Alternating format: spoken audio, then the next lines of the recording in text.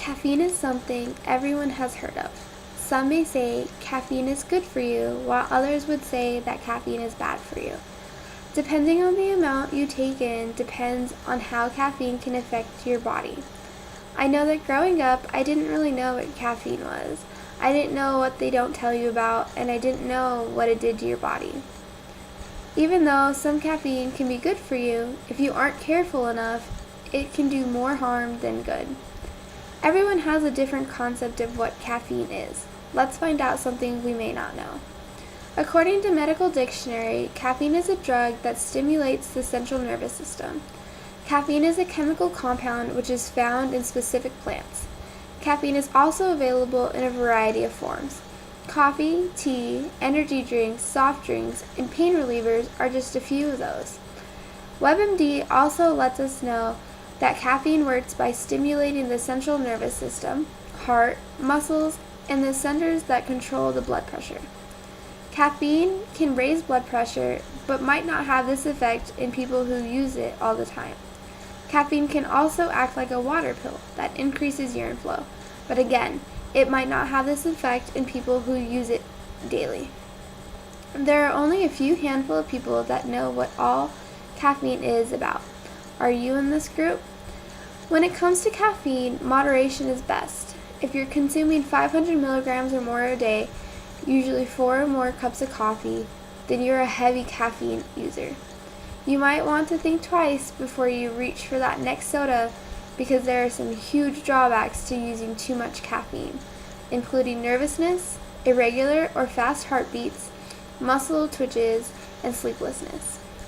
When it comes to caffeine, you may not think that you can get addicted. Smithsonian says otherwise. Like many drugs, caffeine is chemically addictive, a fact that scientists established back in 1994. This past May, with the publication of the 5th edition of the Diagnostic and Statistical Manual of Mental Disorders, caffeine withdrawal was finally included as a mental disorder for the first time. Even though its merits for inclusion are symptoms that regular coffee drinkers have long known well from the times they've gone off of it for a day or more. Why exactly is caffeine addictive? The reason stems from the ways the drug affects the human brain, producing the alert feeling that caffeine drinkers crave. Soon after you drink or eat something containing caffeine, it's absorbed through the small intestine and dissolved into the bloodstream. Because the chemical is both water and fat soluble, it's able to penetrate the blood-brain barrier and enter the brain. In small amounts, caffeine can be good for you, if it's not overused, that is. Mayo Clinic states that up to 400 milligrams of caffeine a day appears to be safe for most healthy adults.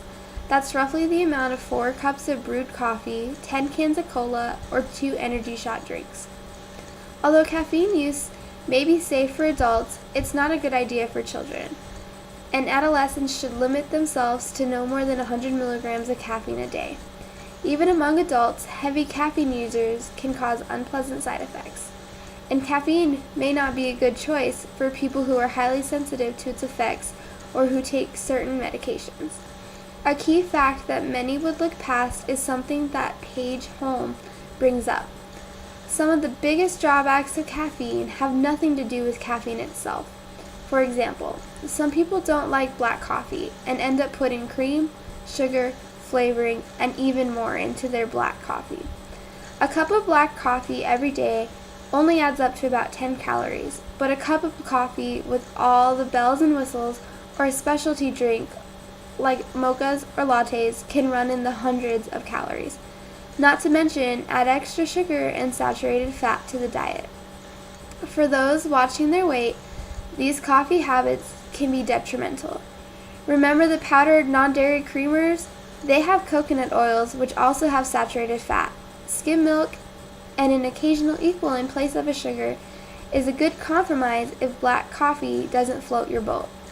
It may be hard to watch your caffeine intake, but when you look at all of the baggage, it really is worth it. When it comes to caffeine, a small dose is better than others, even though not everyone can control their caffeine intake. When learning about what caffeine really is, it makes you wonder if it's even worth it. I never thought about what you don't normally hear about it when it comes to caffeine. It makes me wonder how many other people are sitting out there wondering like I was. As an athlete, I make sure I look at what I'm putting into my body. Caffeine is not something I want before a game. Caffeine is in everyone's daily life, however. We just need to make sure that people understand everything that comes with it, so that they are aware of what to do around it.